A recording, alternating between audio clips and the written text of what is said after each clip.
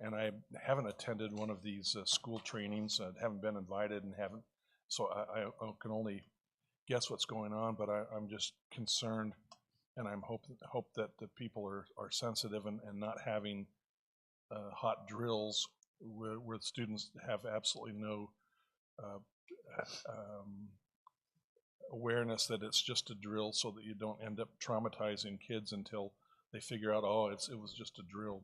That's my only concern, and I'm sure that that's taken care of. But I just hate to have a live training exercise and have the kids and parents, everyone wondering what in the world's going on if it's not if there's not some kind of advance notice. No, every time. I didn't realize that wasn't common knowledge. In fact, when I say we, Safford has done it, Thatcher has done it, they've asked us to come, but students are actually invited to be actors, and they are briefed as to their parts, and there is no surprise. Okay. That we've had some potential real scenarios that we've worked through, but as far as training issues go, we would never do that without announcing or letting participants know. Well, try to do it in such a way that it's less disturbing to the educational facility as well. Thanks for that reassurance. I'm aware that other places have done it without advance notice, just to make it more realistic. But I've read about that, had a problem, but I'm talking about other states. Yeah. So, but thank you. I would imagine that we will never choose that option. Okay. But never say never. But as far as I'm concerned, if I'm involved, that wouldn't. Okay. Or the sheriff, that wouldn't happen. But if you want to participate in the future, if you would like to be a bad guy, we can certainly arrange that. So we can. So my choices are don't participate or be a bad guy and participate, right? You get a different perspective. There's no doubt from playing that part. So we welcome you if you wish. I'll wait until after the election to be the bad guy, but okay. Yes, I'll be glad to. Certainly your option. Your option. Do we have a motion?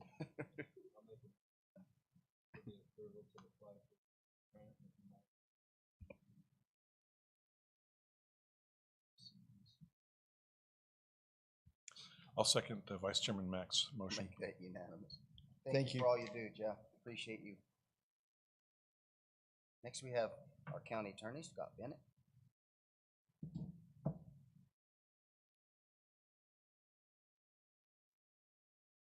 Good morning. Appreciate a few minutes to make this request. Ultimately, what we're doing is asking for permission to use some RICO funds to assist the Safford Police Department. As you're well aware, our RICO funds are not taxpayer funds. They're 100% monies that have been forfeited by wrongdoers, people who break the law, typically in drug cases, that we collect and then we use for the benefit of law enforcement. As of late, our laws have changed when it comes to when we can forfeit monies, and that account has not been filled as quickly as it has in the past based on these new laws. That being said, we've been very, very frugal and basically have only come to you with requests that we believe are very important. When Chief Brian Avila reached out to me, he asked for this attachment for their drone because he's concerned that it will ultimately lead to officer safety. They've had many instances where they've been able to use a drone in lieu of having officers get too close to a situation. Just by way of an example, they had a case where they had an individual who was suicidal, who was in a car, they had been advised had guns, and it was in an open area. The challenge that the officers had is if they got too close with an armed suspect, he may start to fire on them. They were able to send the drone in, confirm that unfortunately in this case he was deceased, but had he not been, they would have known the situation and it ultimately had the potential of saving officer lives. This request that they have would be an attachment with a spotlight. My understanding is this would allow them to operate the drone, and it would basically give them a view, and they'd be able to see things in the evening hours when it was dark, and again, it would promote officer safety. Even though our account is not as robust as it used to be based on, like I said, the laws on forfeiture, we do believe that this is a good expenditure, and where it comes basically at the expense of past drug dealers, I'm hoping that the board will allow us permission to use these monies in order to assist Safford PD. Thank you. When I read that information, first thing come to my mind was safety for officers. So I think it'll be a great tool to help them out and keep them safe on our streets. Any other discussions or comments? And I would note that there's such great cooperation between the different agencies that even though we're purchasing this for one agency, it's if needed, I'm sure that they would make that available and utilize that in cooperation with their others. So yeah, it's a great. The cost is low, $1,700–1,800, and a great addition for a few dollars. I'll make the motion that we approve the use of the RICO funds for the Safford Police Department's drone lighting. Make that unanimous. Thank you. Thank you so much. Next we have Polly Merriman, our recorder.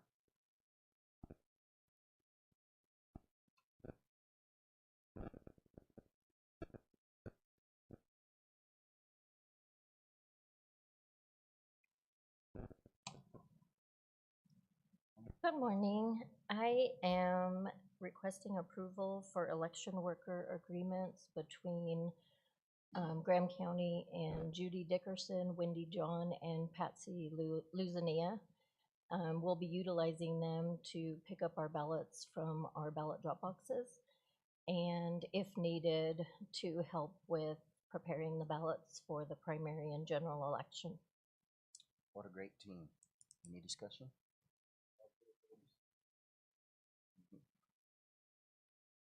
Have a motion, please.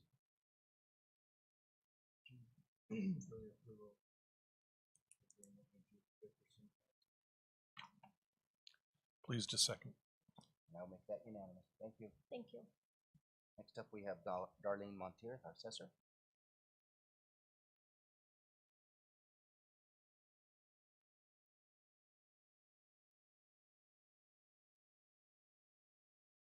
Good morning, gentlemen. Morning. I'm here to request your approval for out-of-state travel for Krista Ramirez to attend our user group conference in Fort Collins, Colorado. This is our software that we use, and Krista's kind of our systems manager in our office, and this is it's not your typical conference, it's an online training, hands-on training at Colorado State University. And we have all of our their IT people, all of our people that we talk to, they're there, hands-on. It's great. So just asking your approval for her to attend this. Sounds like a very useful conference to me. Is there any other comments, or can I get a motion? Mr. Chairman, I'll move that we do approve the out-of-state travel for Krista Ramirez to attend this conference. Make that unanimous. Thank you. Thank you. Next up, we have Cindy Orr, our treasurer.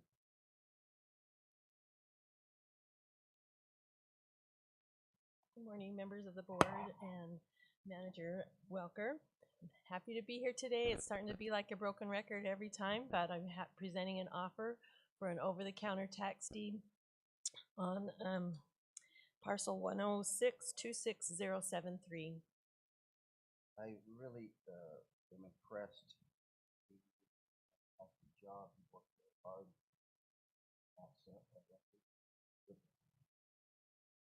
Can't hear me? I really appreciate you, Cindy, for all of your hard work that you've done since you took office, cleaning up these tax deeds. It's very much appreciated and very noticed. Thank you very much. Thank you. Have any other comments or Motion to approve.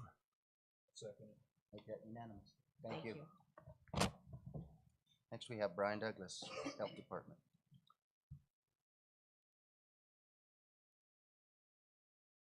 Good morning, everyone. Morning. We're seeking approval to purchase an unbudgeted capital item and it's a 98-inch view board to be installed in this very room, I believe, this on this wall here.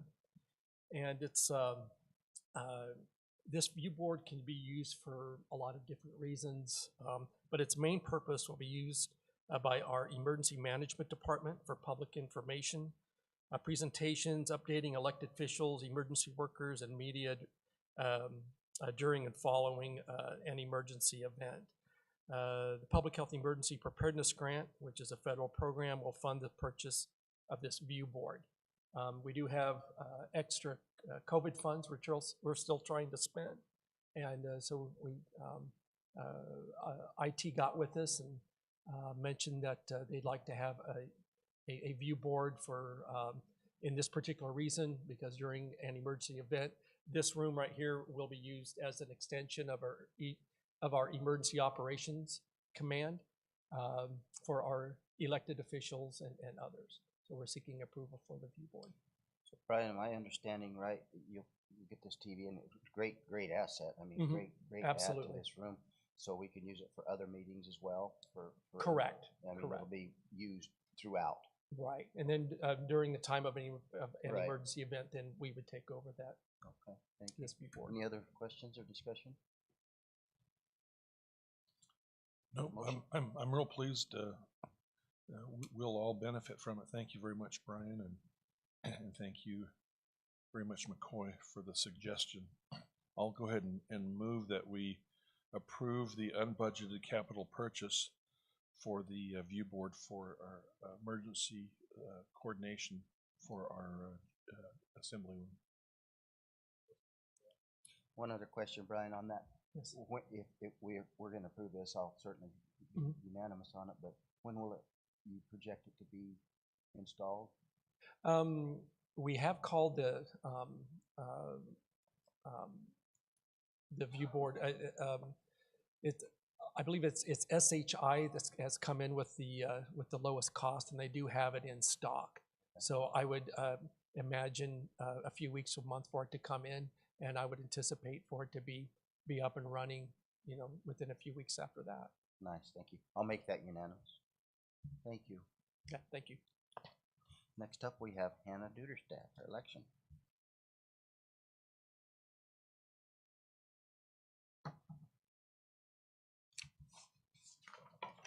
Good morning. Good morning.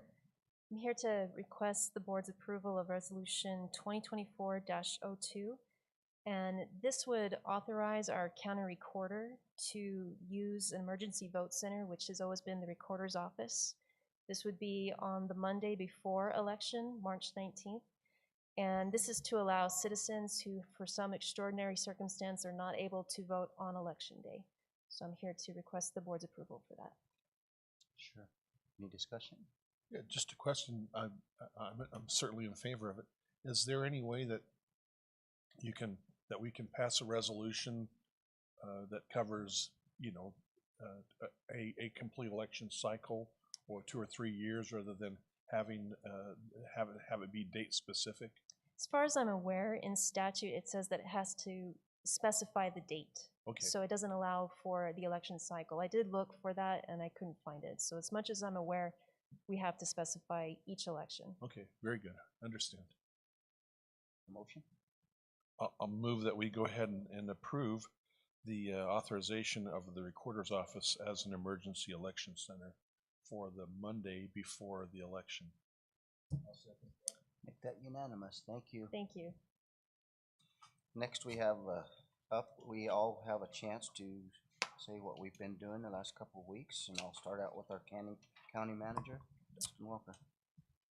Thank you, Mr. Chairman. I'll start with on Wednesday, the Secretary of State flew down to do our logistics and accuracy test. This is a requirement prior to an election to make sure our equipment is working properly, and they bring ballots, our ballots that we provide, and they mark them up and they run them through and basically make sure they're accurately reading what's marked on the ballot. And they also listen for the different languages in Spanish and Apache and make sure everything is pronounced correctly and done accurately.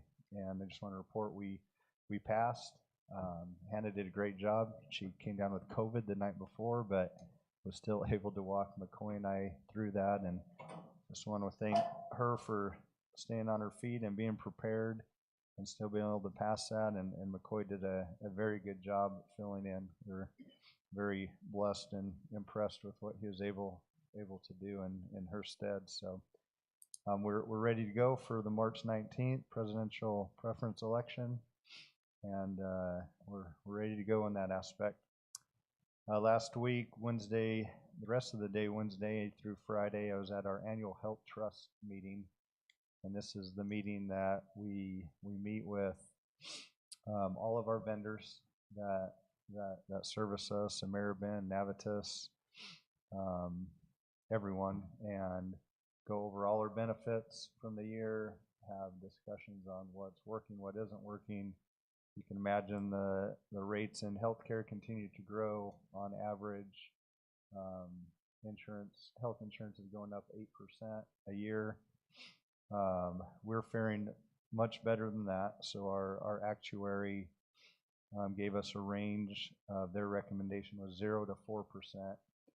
And as trustees, we voted for a 2.5% increase. So that's what we'll be taking forward with the budget as we start our budget discussions. So that was, increases are never good, but considering the alternative, that was actually a pretty good result. So we continue to be well served and look forward to another good year with our health trust. And just as a reminder, our health trust includes Graham County, Greenlee, Gila, La Paz, Apache, and who am I missing there? Graham, Greenlee, Gila, La Paz, Apache, and Santa Cruz County. So we have 6 members, about almost 2,000 employees or participants in that plan. Also want to report on, as you know, we've been working quite a bit on broadband, and the BEAD money that we've been talking about for seems like a very long time includes $993 million for the cities, towns, and counties. The challenge period is coming. We have trainings this week to learn more about that. In fact, today at 9 o'clock, our IT director, as well as our consultant, will be on there to find out more and how that's going to roll out. We had initially thought we may have to get another consultant to help us with that process, but after meeting with Sandip, who's kind of basically the director over BEAD within Arizona Commerce Authority, after discussions with him, we think between us and John Lucas and his group that we can handle this. So this is a big deal, and we're hoping to position ourselves well to be able to accurately report where broadband is lacking in the county, and that's what the accuracy test is all about, to see who is underserved or not served at all throughout the county. And the purpose of the BEAD money for the state is to serve every household in the state as best as they can. To get fiber to every household is not going to be logistically possible, but getting some kind of service, even if it's satellite, hopefully at acceptable speeds, is the goal. But in Graham County, we are actually very well positioned with broadband, and that's mostly thankful to Valley Telecom for having a major line coming through here, feeding us from Wilcox, and some other large providers like Sparklight partnering with them. So we're positioned fairly well, but there are some outlying communities in Fort Thomas, Solomon, south of town that we certainly could improve on, get some fiber out to those places and serve them much better. So we're very hopeful as that comes near. Lastly, I just wanted to, it's been in the news quite a bit. We know the Jordan Sims trial has come to a close. I just wanted to thank our risk pool, Arizona County Insurance Pool, ASIP, for the hard work that they did over the last 3 or 4 years to get us to a very favorable verdict. And I just want to thank Jeff McCormies for staying 8 nights in a hotel last couple weeks, and also Rose Lacey and TJ Perez, and they did a very good job, and we appreciate all their efforts. And that's my report for now, Mr. Chairman. Thank you. Next up, Vice Chair. Supervisor David. Thank you. And I'll go ahead and piggyback on the our county manager's comments. Please do convey Jeff to Rose and TJ. It's traumatic to testify. Traumatic to be there because people are the defense attorneys are questioning your integrity, questioning your testimony and the uncertainty. So it was a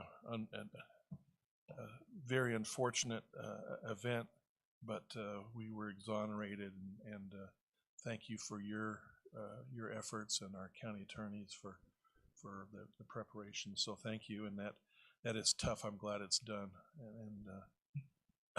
and you know, if someone were to bring before me a request for a couple of days off after going through that, because if you're there day and night, you know, you're working more than 40 hours.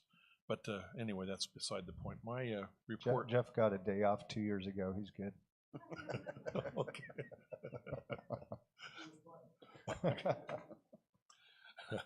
Thanks. I had an opportunity to represent the county at several events over the last couple of weeks. Traveled with chairman to and our county manager to the Fort Thomas groundbreaking. That was actually, they were about ready to dry in they were so quick. Their groundbreaking was canceled initially because of weather, but they've gone ahead and started construction, and they'll have a duplex to help with their recruiting and retention of teachers in Fort Thomas. And that was I guess the tribe helped them, or someone assisted them in finding a pot of money. So that was great. Following day, went to a Zoom conference for the House of Hope. Our chairman attended in person. Then there was that afternoon a transportation safety plan with ADOT and our regional government, and we're looking for opportunities among the municipalities and in the county for safety projects. We identified 3 or 4 or 5. These are recommendations that will be made to the state. They're not funded, but you got to start there, and so we're on our way. We would like to see some intersection lighting. There's 13 different major intersections coming into town going north along 191 that are unlit right now, that we believe that will improve safety if we can get that funded. Later that evening, went to a board meeting for the Gila Valley Veterans, Gila Valley Serving Veterans, that's what it was. And they're talking about the Veterans Day already in this town down their resource fair. On Thursday the 8th, went to we had a special board of supervisors meeting and attended a school board meeting that evening. Friday, I was there for opening ceremonies for the fiddle contest. This is the 25th annual fiddle contest and music festival. Attendance it's better than last year. It's picking up, but it'll take a little while but that's a great event. The county assisted that organization this year with a small donation. The following week, there was a Safford City Council meeting, and on Tuesday went with Vice Chairman Mack and County Manager to the Nature Suite grand opening to see their raising cucumbers. There's also bedding plan activity. They're moving forward as far as their plans, accelerating their plans to utilize one of those greenhouse modules.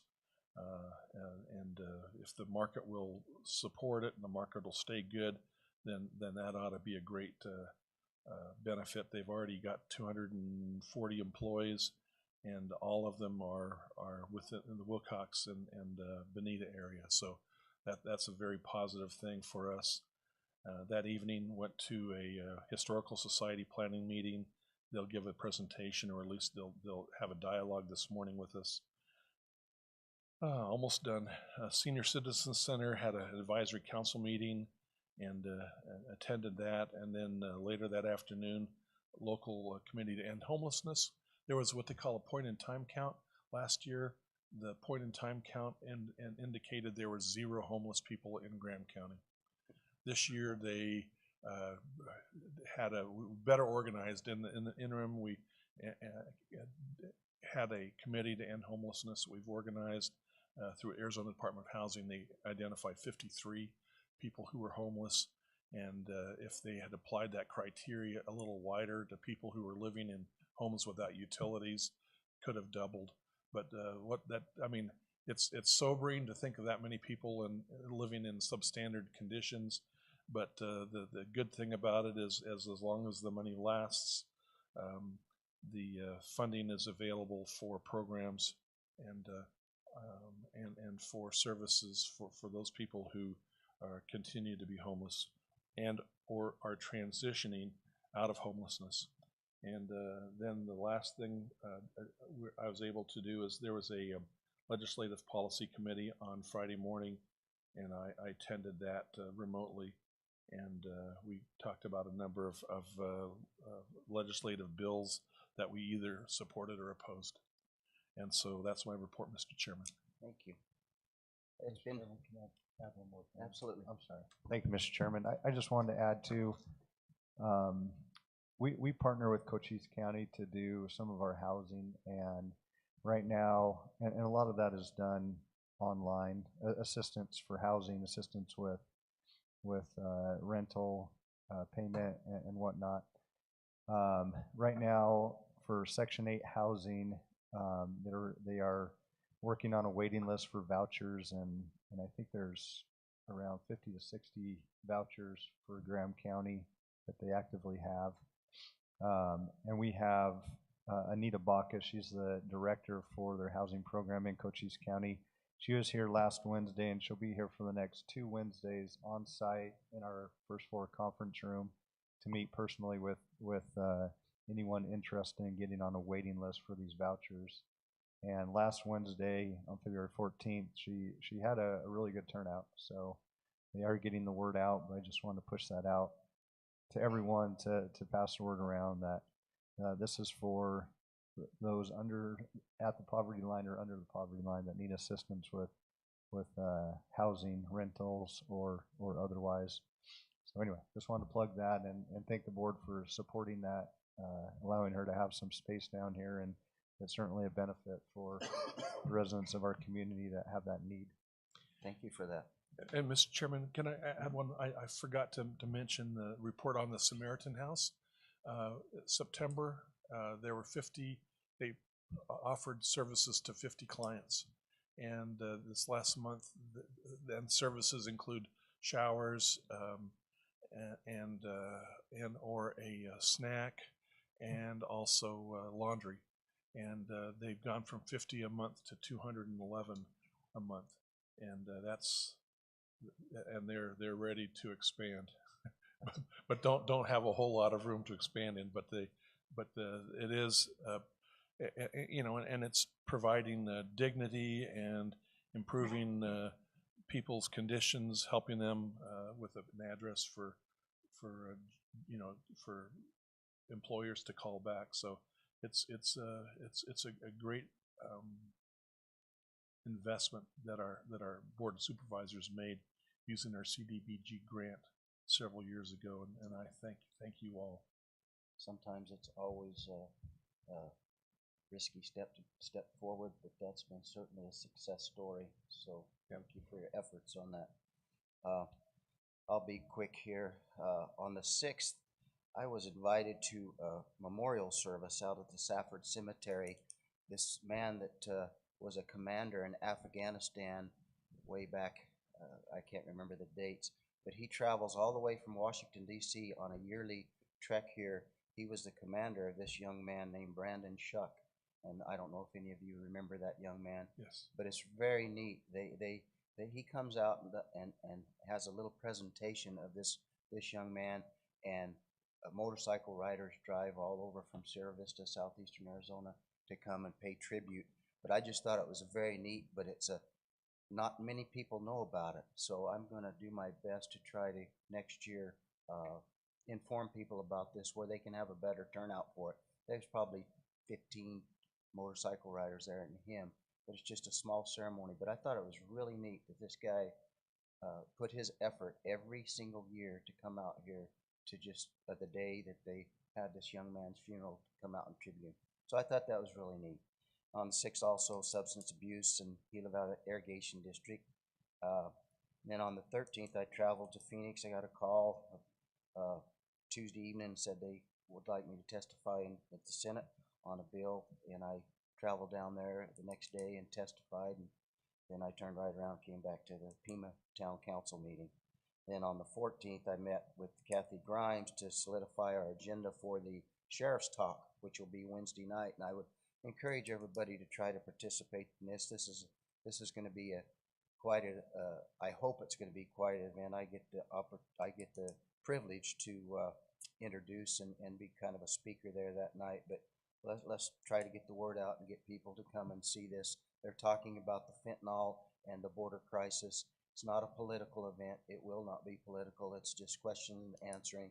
So it'd be a good opportunity to listen to 5 different sheriffs throughout the state to give their ideas about the border and our crisis with fentanyl. It's every weekend, it seems like, or every week we bury another one of our community members for this crisis on drug addiction or overdoses. So I'd encourage everybody to attend to that. And then on Saturday, I had the opportunity to travel to Douglas to the state transportation meeting. I love going to them things because I get to network and I get to really see what's going on with our transportation, where the money's coming, where we don't have money, projects. We have several projects coming up in Graham County. Hopefully they'll stay on the board, won't get clawed back, but it's exciting to see that we will make there is some projects that we will have. So, and then the very last thing, I would also like to mention Councilman and my very, very good friend Gene Sills on his passing. What a tragedy that he happened there, but he has been a community leader, and I certainly have gotten close to Gene all my life through the cotton industry and just being his good friend. He used to mentor us when we was all little playing softball. He would take us around for church softball tournaments and Prescott's and things. So Gene will surely be missed, but God bless him and his family. That'll be the end of my report. Next, we have call the public. I don't see any, so if that's it, we will be adjourned. Thank you all.